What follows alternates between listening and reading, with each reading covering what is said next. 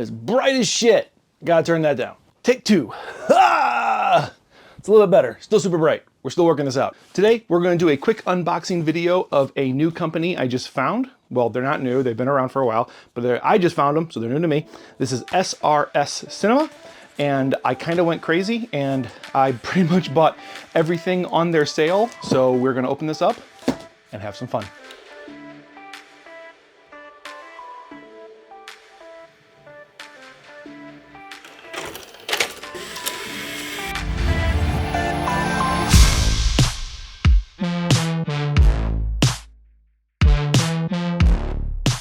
All right, what's up everybody? This is Jay from Two Cats on the Couch.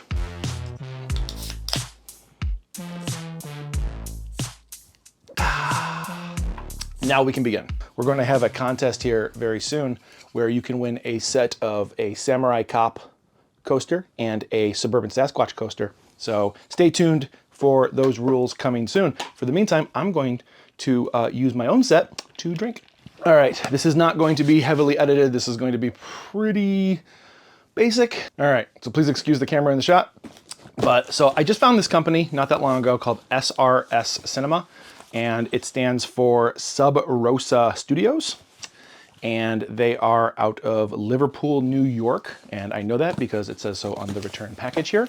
They deal with films that look really low quality. And of course, if you know us, we love that. We love these low budget movies.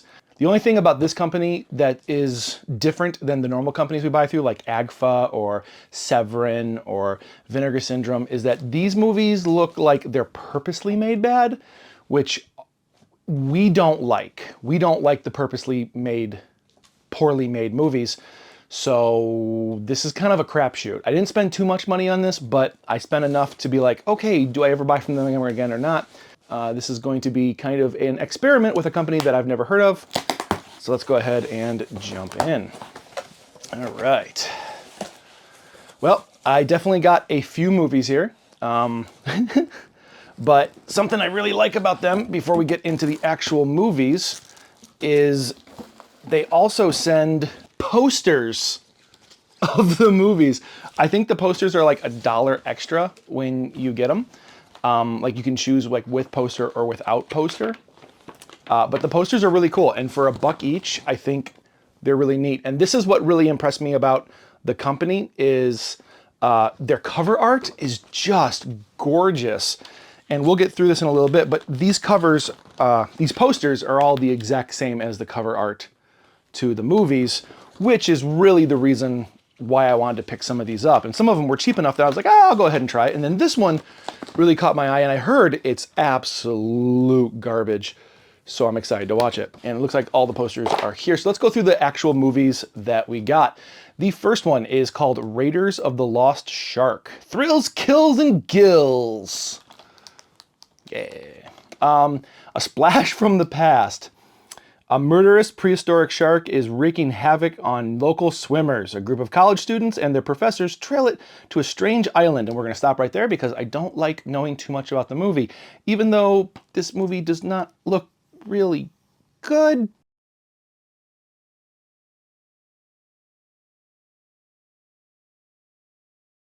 It's really important to have a lot of cool, good special features. But when I buy movies that literally I can't find anywhere else, I don't mind if they have a lot of good special features. Like for this one has a commentary, a trailer, captions, SRS trailers. You know, they're promoting the rest of their brand. And I think that's really cool. That reminds me of like old school VHS, and I love VHS. So I don't mind, since this was only like $5, I don't mind that this doesn't have a lot of cool special features on it because the movie's probably really bad and they probably just made it and got it done with. I mean, pretty much any movie that has like a girl stripping on the back cover is probably a good bet that this isn't going to be very good. But it's also not going to be Sharkula bad. Like the guy who makes those movies, they're awful. They are goddamn awful. And they're not even funny. Like they're not entertaining.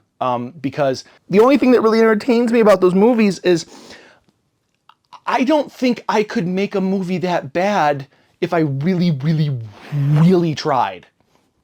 And to me, that's entertaining to try and figure out how to make a movie that bad. So first movie on the list, Raiders of the Lost Shark. What's the next movie? Cthulhu Trilogy. This caught my attention because A, it's a trilogy. Cthulhu is awesome. The H.P. Lovecraft stuff is really fun because anyone and their brother could make something of it. The cover is like generic painting, but on the back, you can definitely tell it was shot on video. And there are 3 feature-length films on this DVD. I'm gonna go ahead and let that sink in. Anyone who knows DVD, the max amount of space you can have on a DVD is roughly 8.5 gig. Actually, it's less than that, but 8.5 gig. A movie, like a normal movie, usually runs about 5 or 6 gig. This is probably not a 8.5 gig movie. Anyway, let's see what the movie's about. 3 feature-length films included, oh God, oh my God, I'm so old. I can't even read them. And I'm not gonna read into it because they look ridiculously bad. And look, it's super shot on video, like you can really tell. Bonus features include 3 commentary tracks, making of featurette. See, that's really cool. Like if you're gonna make a super low budget movie, I think it's always fun to like make the making of your own movie. So Cthulhu Trilogy, excited about that. Next we have up a triple feature. Whew, I thought it was a double feature. That's really cool. Michael Diapallo Retro 3-pack. Again, this was like $5, so I had to pick it up. And the thing that makes me impressed about it is it's movies I've never heard of. I've never seen these, and I can't find them on streaming sites or anything like that. So it's really nice to have like a cool DVD copy of it. And like, it looks like very like retro VHS, and I love that. So the first movie is called Serpent's Breath, Requiem for a Whore, and Bought and Sold. So not gonna be probably family friendly movies. You know, we're not gonna play the Disney soundtrack behind these, and there's no special features.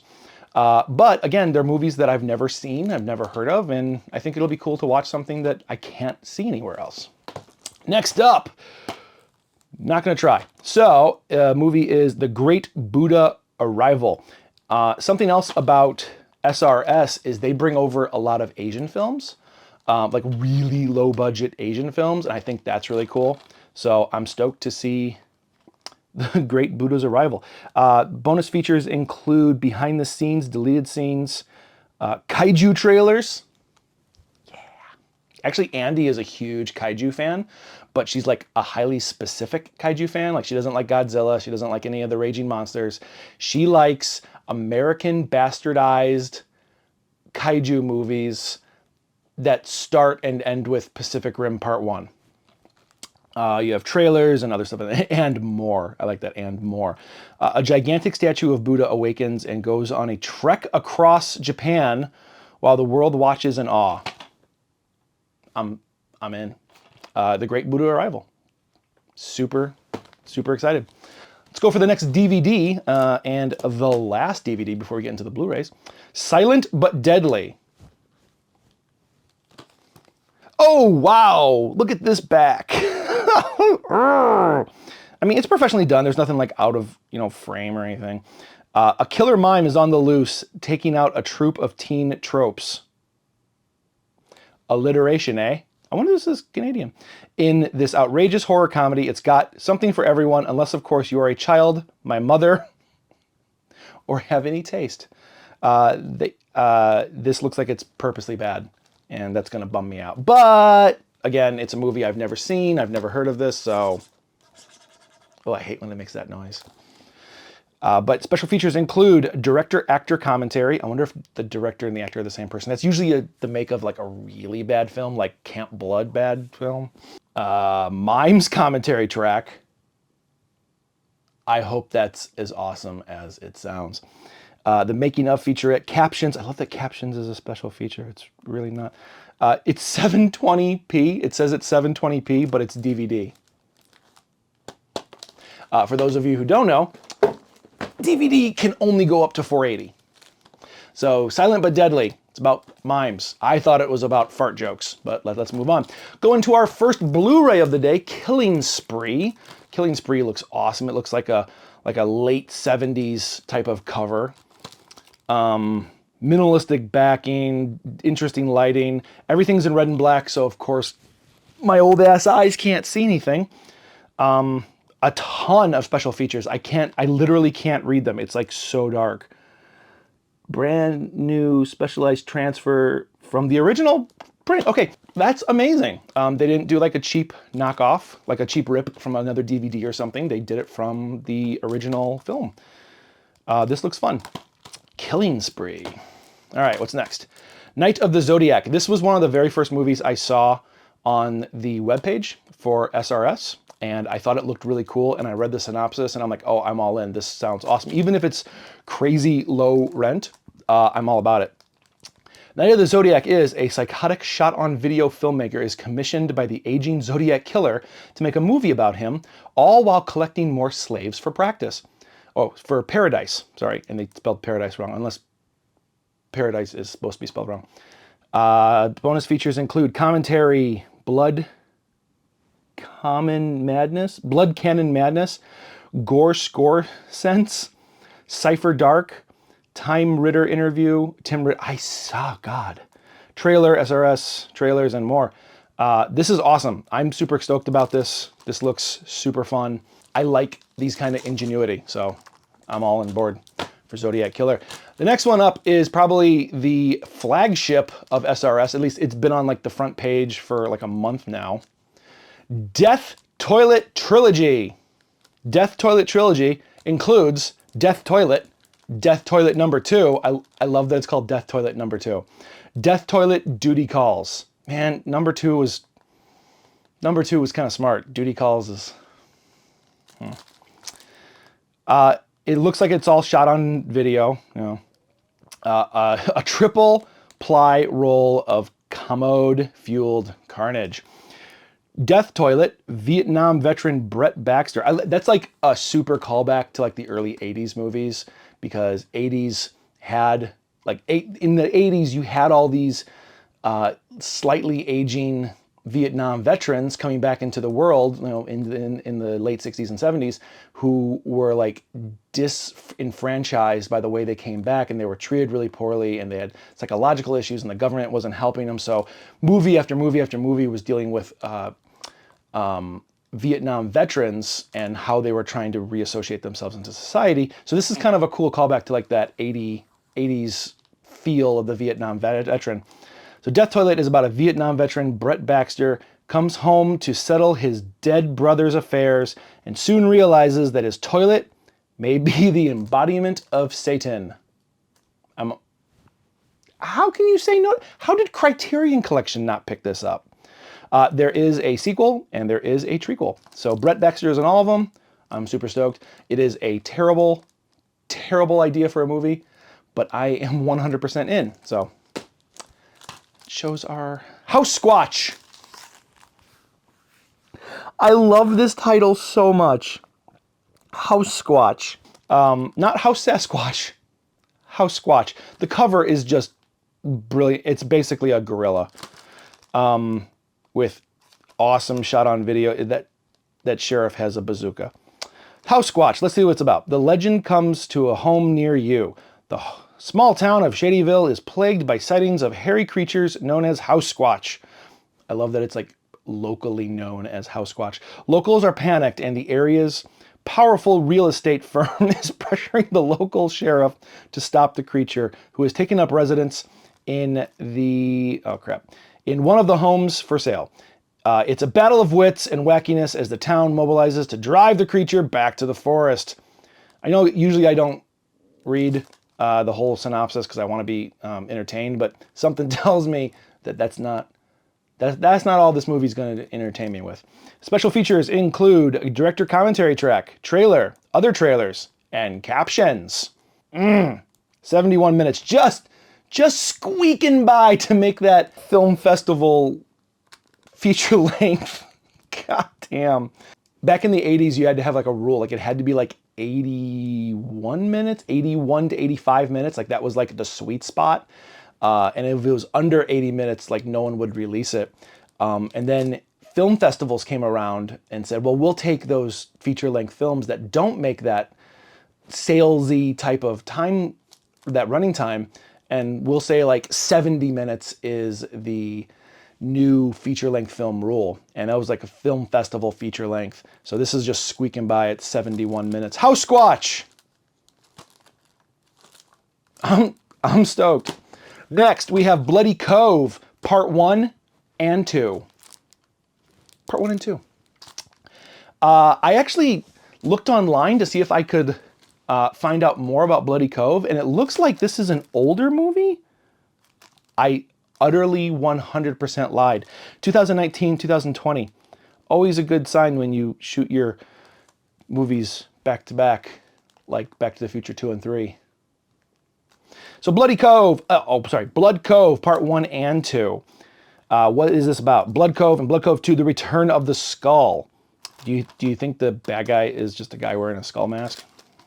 Okay, deep in the swamp, guys, I'm old, I can't read this.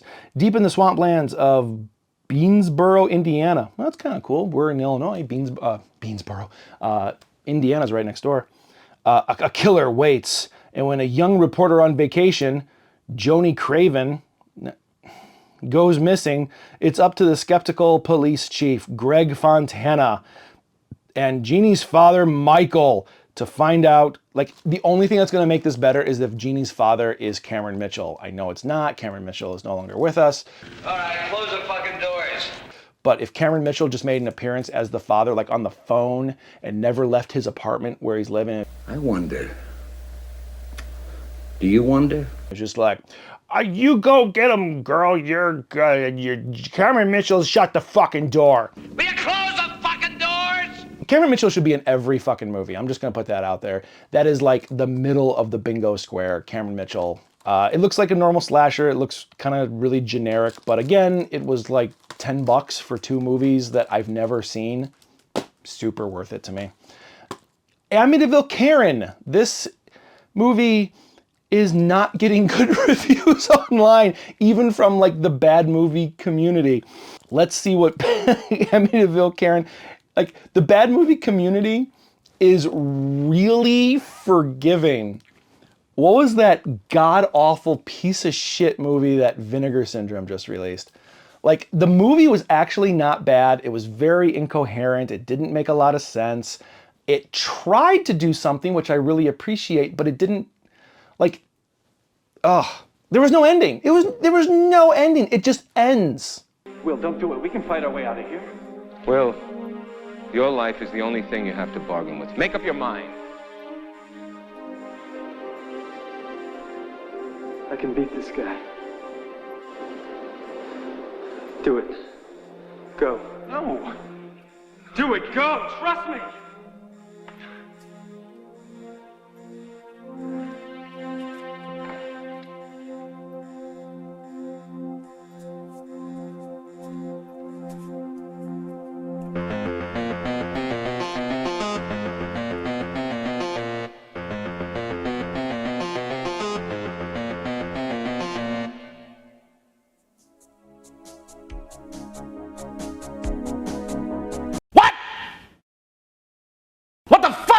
Anyway, Amityville Karen, let's see what the Amityville Karen's about. Every neighborhood has a Karen, and Amityville is no exception. When stealing a cursed bottle of wine from a struggling local brewery, Karen soon finds the price to pay is far more dangerous than your average hangover. Everyone in her path becomes prey, and not even a manager can be called in to stop her. Special features include a 28-minute behind-the-scenes featurette. Like, if they have to put the time on how long something is, that makes me feel like every other behind-the-scenes featurette is going to be like 3 minutes. A commentary track, teaser trailer, SRS trailers. I love that the SRS trailers are on everything. That honestly makes me really happy because, again, it's like harking back to like the VHS days where you had to watch all those trailers. And of course, you know, who could survive without captions? This movie is 104 minutes. That is a long time for a movie called Amityville Karen. So fingers crossed there. I bet you there's going to be a lot of walking the state. All right, you already saw the cover to this, but this is Blood and Steel. It's a total knockoff of Game of Death, Bruce Lee's Game of Death, because of the yellow and black outfit. And everything about this is a knockoff of Game of Death. But it's a white guy. Looks like it's 1990. Awesome! I love finding these older movies on these releases. 1990, when vengeance cries out, there is no mercy. When his sister's murder unmasks a hidden drug ring, one man battles through a gauntlet of kung fu experts in a thirst for vengeance. The action spirals in a electrifying conclusion of sheer suspense, where no mercy will be granted to anyone who stands in his way.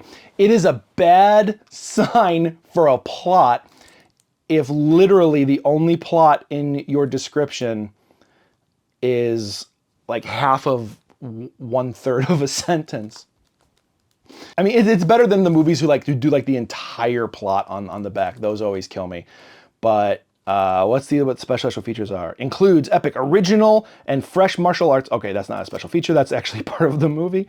Original trailer, new trailer, fight analysis, outtakes. That's cool. Outtakes and fight analysis. I think that's pretty neat. So, Blood and Steel. Ed Gein the Musical, ladies and gentlemen. I actually had to get this for Andy because she was really into the serial killer movies when they started coming out, like the Ed Gein, the Dahmer, things like that.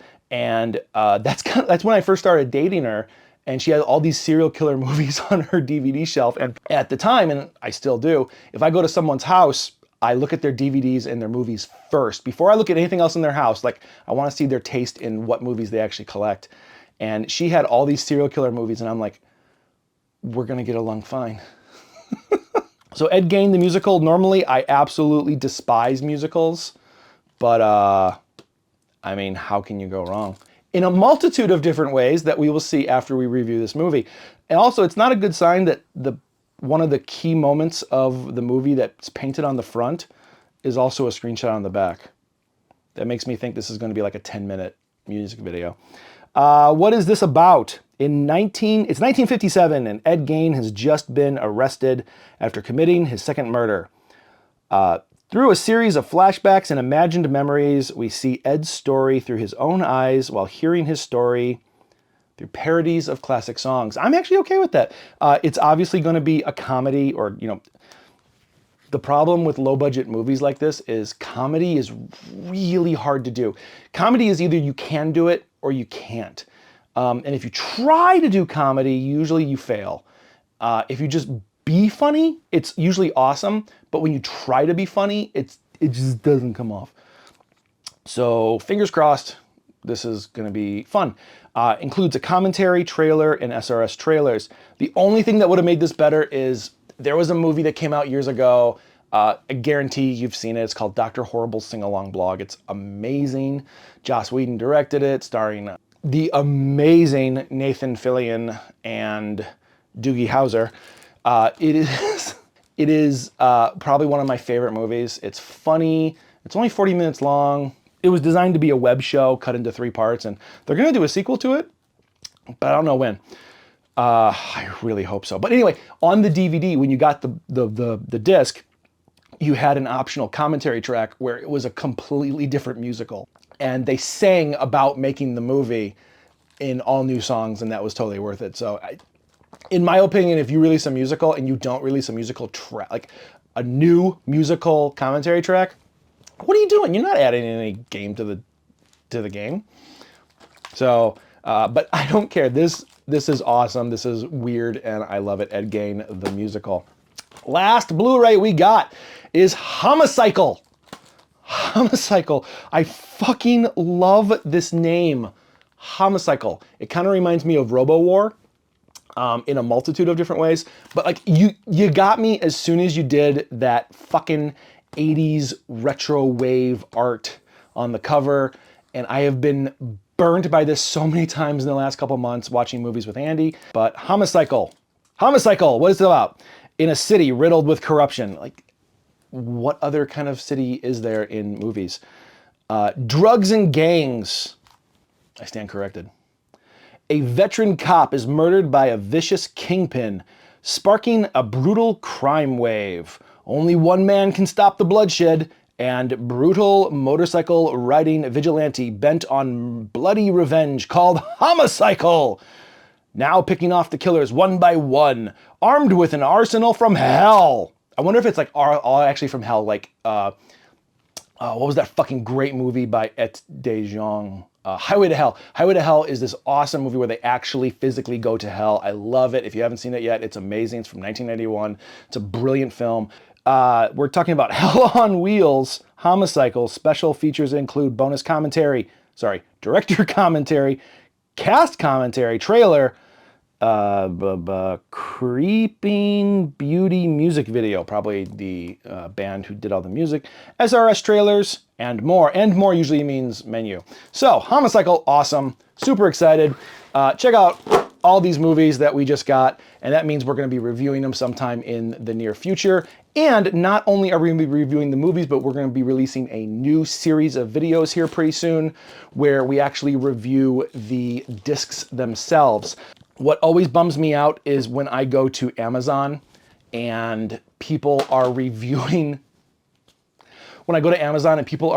the movie in the review section. I probably don't want to hear what someone else says about a movie unless I know their taste, unless I know where they're coming from, and unless the review is actually really good, like you gotta break down like why and blah, blah, blah. If I'm gonna buy the movie, I wanna know how the entire disc is. I wanna know what all the special features are. I wanna know what I'm getting in the packaging. I wanna know everything that I'm getting and I'm spending money for. So tell me about all the special features. The movie is like one thing. The movie should take like one paragraph, but then like 3 or 4 paragraphs tell me about everything else that's included. And that's what's most important. That's what most people don't do, and it kind of bums me out. So I decided that we're gonna start doing that with our discs. Is we are going to watch the disc and we are going to watch everything on the discs, and we're going to review the disc itself, not the movie. So look forward to that. Those are gonna be fun. The only thing that those are gonna come out really rarely because we have to watch the entire, everything about the disc. I wanna go through everything. You know, I wanna watch the movie. I wanna watch the movie with commentary. I wanna watch, all the special features. I want to go through the disc. I want to talk about, the packaging and everything else. I'm really looking forward to that, but I know that's going to be a big undertaking. So today is the SRS Monster Collection. We add to our collection. Guys, thank you so much for joining me. I'm Jason from Two Cats on the Couch. And just like Death Toilet, stick around because we have a lot more shit coming.